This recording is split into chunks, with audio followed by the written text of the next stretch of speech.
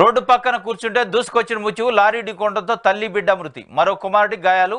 అదుపు తప్పిన లారీ ఒకటి రోడ్డు పక్కన కూర్చున్న తల్లి బిడ్డలను పొట్టన పెట్టుకుంది.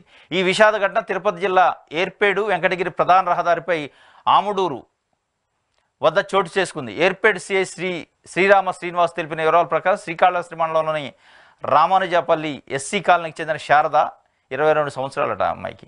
కుమార్తె గురు వైష్ణవి 2, కుమారుడు గురు కార్తిక్ 4 సంవత్సరాలు. శనివారం బంధువులు ఇంటికి వెళ్లారు. తిరుగు ప్రయాణంలో ఆదివారం రామాంజపల్లి క్రాస్ రోడ్ వద్ద బస్సు దిగారు. భర్తను రమ్మని ఫోన్ చేసిందట. ఆమె పిల్లలతో కలిసి రోడ్డు పక్కన కూర్చొని ఉండగా విజయవాడ నుంచి చెన్నైకి వెళుతున్న లారీ అదుపు తప్పి వారిపైకి దూసుకొచ్చింది. గురు వైష్ణవి అక్కడికక్కడే మృతి చెందింది. ఈ చిన్న పాప అక్కడికక్కడికే మృతి చెందిందట. చెందగా శారద లారీ చక్రాల మధ్య ఇరుక్కున్నారు. గురు కార్తిక్ గాయపడ్డాడు. సమీపంలో టోల్ ప్లాజా సిబ్బంది వచ్చి జాకీలతో లారీ టైర్లను పైకి లేపి శారదను బయటికి తీసుకొచ్చారు.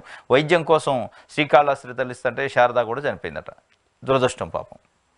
ఏదో ఊరెళ్ళి వస్తుందట. హైవే పక్కన కూర్చుంది. వాళ్ళ భర్తకు ఫోన్ చేసింది, పలానా దగ్గర దిగిన నన్ను తీసుకెళ్ళమని. విలేజ్ లోపలికి ఉంటుంది అనుకుంటా.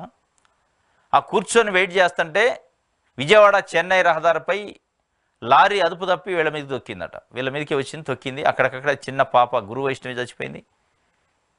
బాబు గాయాలతో నుండి, ఈమె కూడా గాయాలతో నుండి హాస్పిటల్కి తరలిస్తుంటే చనిపోయిందట. చాలా దురదృష్టకరమైన విషయం. ఎందుకంటే వాళ్ళు భర్తకు ఫోన్ చేసింది, చనిపోతామని తెలియదు, ప్రమాదం జరిగిద్దని తెలియదు. అప్పటికప్పుడు కళ్ళ ముందే సెకండ్స్లోనే ప్రాణాలు పోయినాయి పాపం. ఇది ఒక